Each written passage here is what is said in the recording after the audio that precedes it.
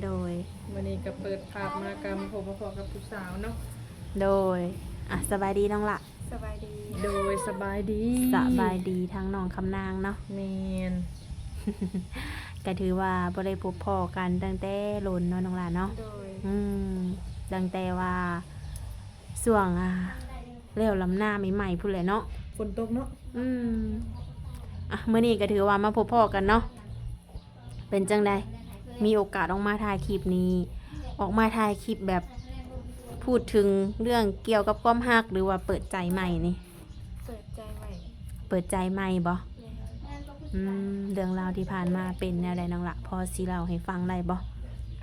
าสิเว้าตรงๆเลยแบบว่าความหักของแบบสองคนเฮาไปกันบ่รอด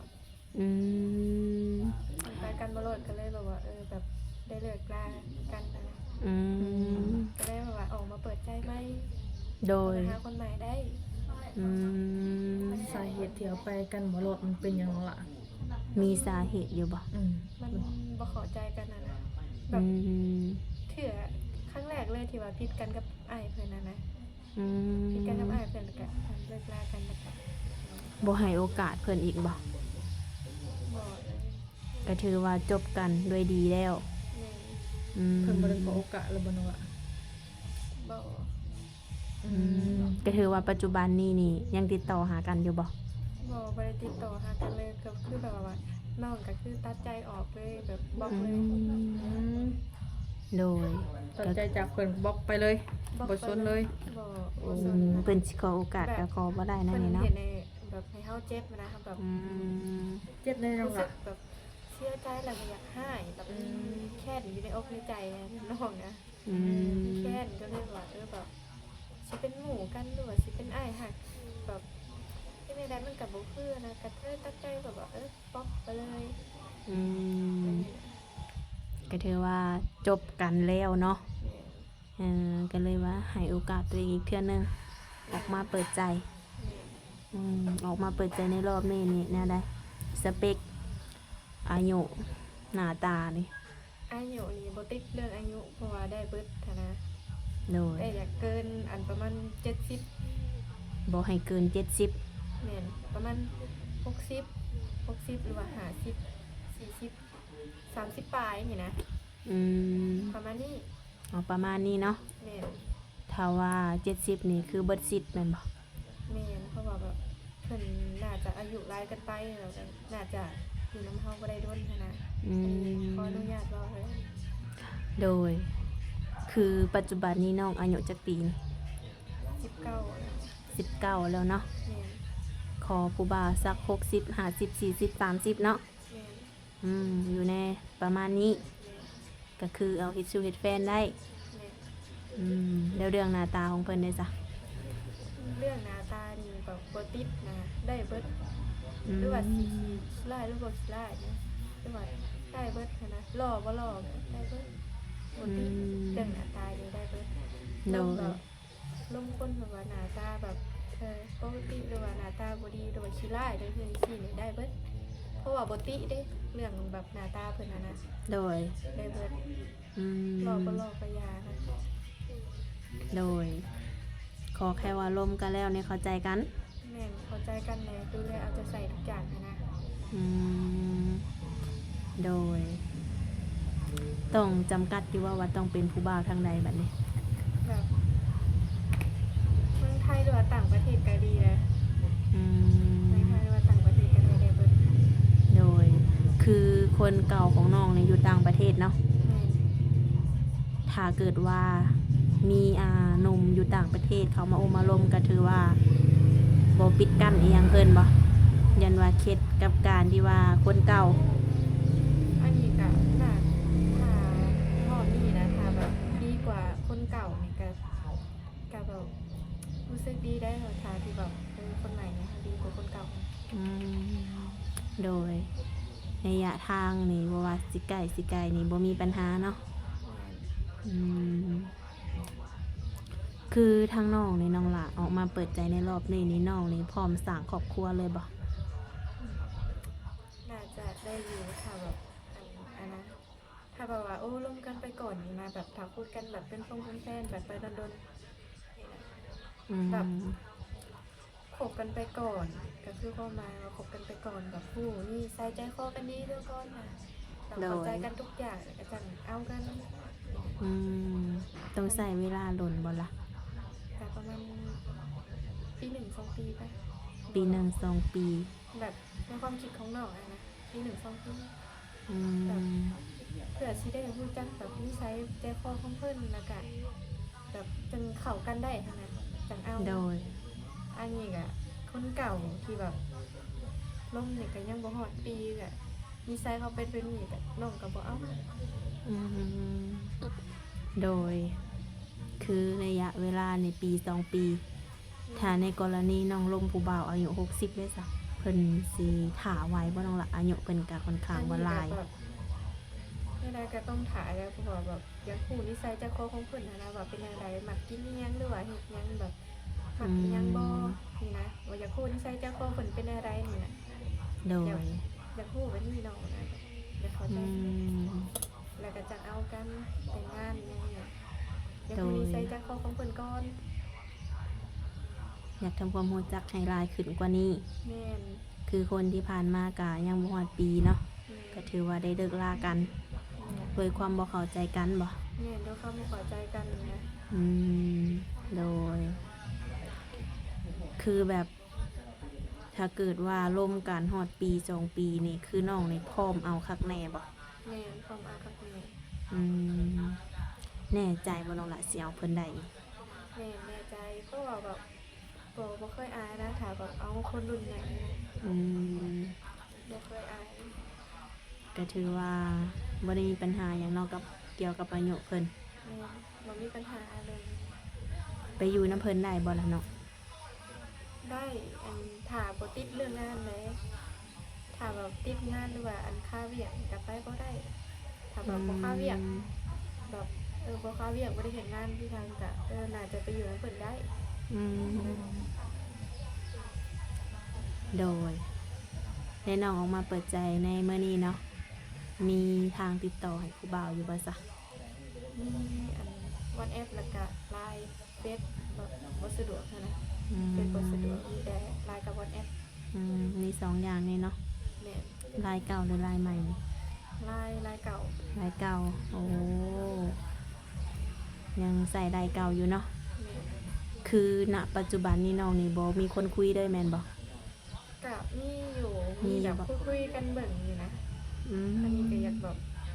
หาเบิ่งว่าแบบเขาแบบคนอื่นนิสัยเป็นอะไรนี่นะ อืมมีจักคนตอนนี้ มันคนหนึ่งเลยแหละ คนหนึ่งผู้บ่าวทางใด ต่างประเทศแบบลืมเลยประเทศเนาะแต่อันนี้ก็ลืมเลยจากประเทศอย่างนี้ โดย คนบอกเลยก็ลืม อืมคุยกับเพิ่นล้นแล้ว กลับประมาณได้ปลายเนาะ ทิศปลาย คุกันก่อนอาทิตย์ปลาย อืม เป็นอะไรเห็นหน้าเห็นตาเพิ่นแล้ว ก็บ่เห็นนะเพราะว่าเพิ่นแบบเวลาเพิ่นเฮ็ดเวียกอะนะเวลาเพิ่นเฮ็ดเวียกเพิ่นแบบไปตัดพักอย่างนี้นะ อืม เพิ่นปิดหน้าปิดตาไว้บ่เห็น บ่โอ้บ่ได้ขอเบิ่งบ่ บ่เพราะว่าเพิ่นยุ่งอยู่นะเห็นแบบเพิ่นยุ่งอยู่ก็เลยบ่สอบเพิ่นนะบ่รบกวนเพิ่น อืม ให้เพิ่นเฮ็ดเวียก โดย ถ้าเพิ่นบ่ว่างก็น้องก็ปล่อยให้เพิ่นเฮ็ดเวียกก่อนมาแล้วถ้าว่างๆก็จะคุยกัน โดย อืม เป็นอะไรใส่นิสัยเพิ่น ก็แบบดีได้เพิ่นเป็นคนเว้าอ่อนเว้าหวานนะ อืม เว้าหวานแบบเว้าม่วนนะแบบเว้าติดตลก บ่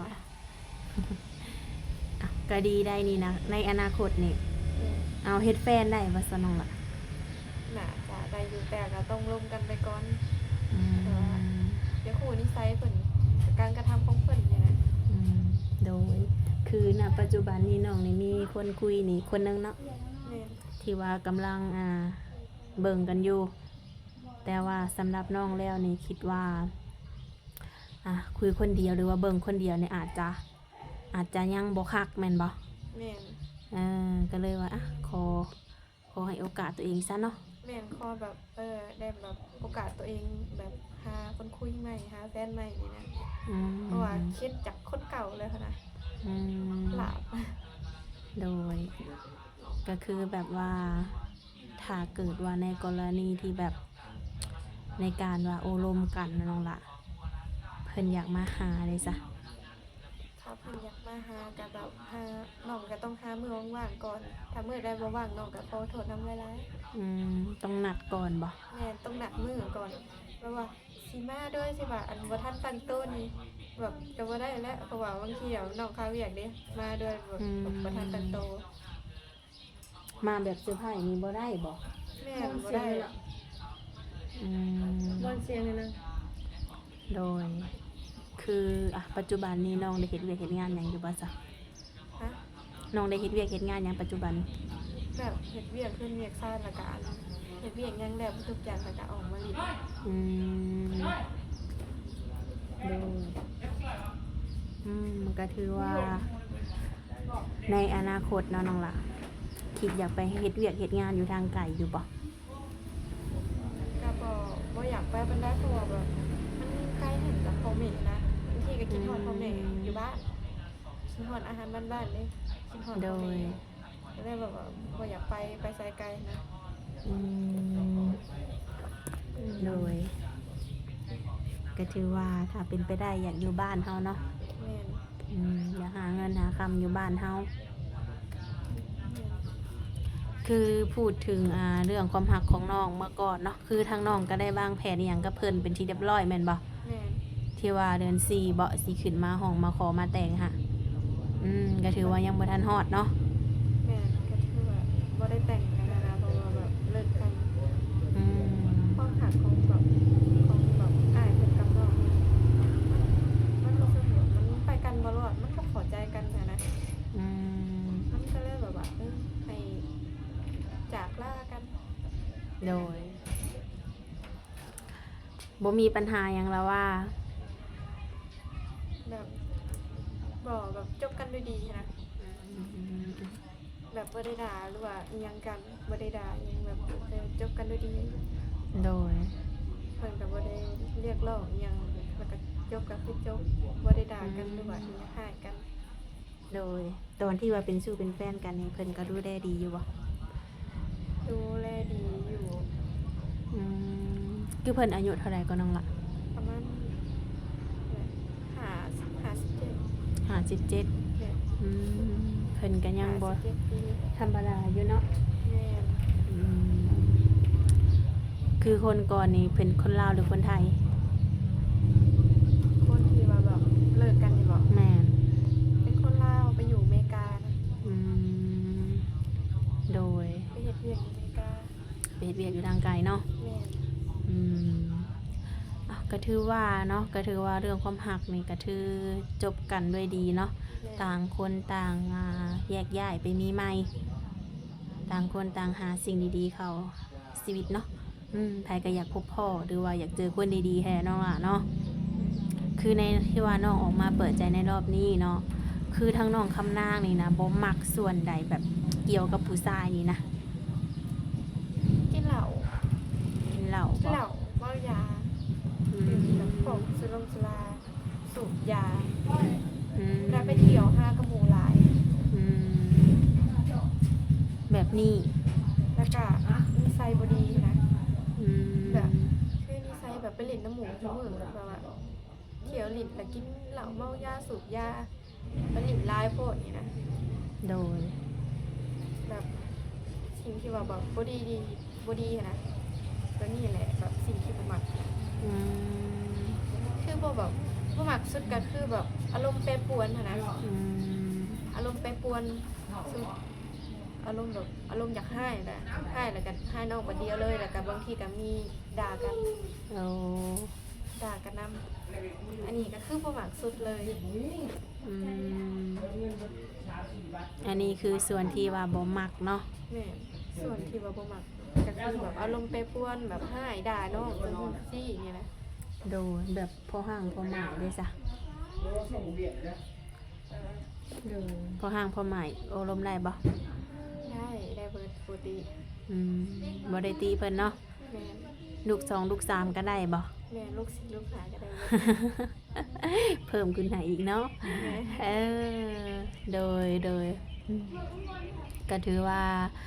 บ่มีความติอีหยังนอกจากส่วนที่น้องเว้ามานี้เนาะ แม่ คืออายุก็คือได้เว้ามาแล้วเนาะหน้าตาก็บ่ได้จำกัด ขอแค่ว่าร่วมกันแล้วนี่เข้าใจกันเนาะในรอบนี้นี่ขอคุยโลนแน่ปี2 ปี แม่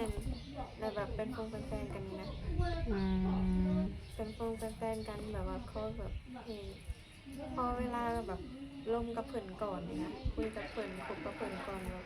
จากผู้นิสัยใจคอกันแบบเป็นอะไรเนาะไอ้มักได้เนาะแบบนิสัยได้อารมณ์ร้อนบ่ โดย แบบมักอันนี้บ่นี่นะ อืม อยากพูดแบบนี้ โดย แบบอันนี้นะแบบ